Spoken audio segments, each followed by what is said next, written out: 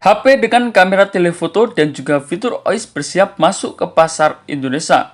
Berbekal sertifikasi IP69K, baterai jumbo 6500 mAh serta mendapatkan update OS hingga 5 tahun ke depan.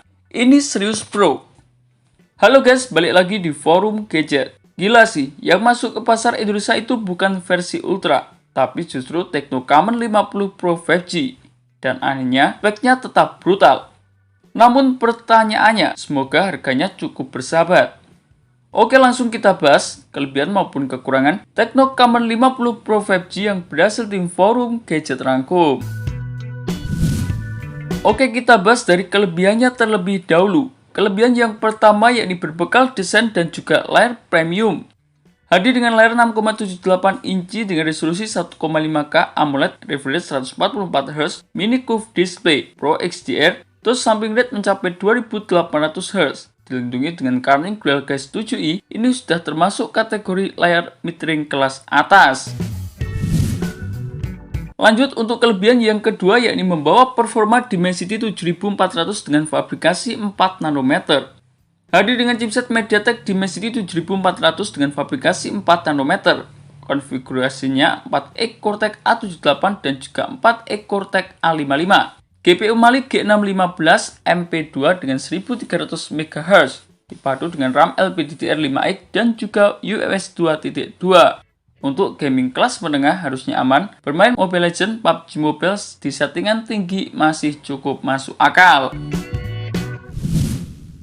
Lanjut untuk kelebihan yang ketiga yakni berbekal kamera utama Sony dengan fitur OIS.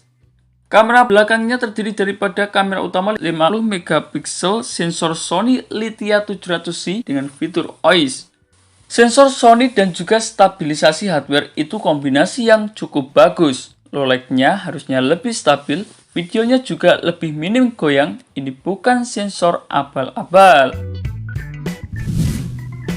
Lanjut kelebihan yang keempat yakni berbekal telefoto 50 megapiksel dengan fitur OIS. Ini yang bikin beda, berbekal lensa telefoto 50 megapiksel OmniVision 70mm dengan zoom optik mencapai 3 kali, plus ditambah dengan fitur OIS.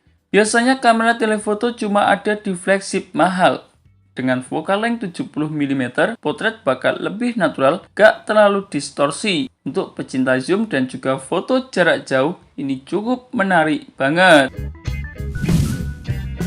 Lanjut kelebihan yang kelima yakni berbekal kamera depan 50 megapiksel dengan fitur autofocus. Di bagian depan ada 50 megapiksel ISOCELL GN1 dengan fitur autofocus. Autofocus di kamera depan itu cukup jarang, artinya fokusnya bakal lebih akurat, cocok buat vlog ataupun konten kreator. Kelebihan yang keenam yakni berbekal fitur AI dan juga fitur pintar. Ada AI Light Master 2.0, fitur seperti AI Flare Removal, AI Reflection Removal, AI Shadow Removal. Edit foto langsung dari galeri jadi lebih praktis. Tambah dengan Tecno AI dan juga Ella Assistant.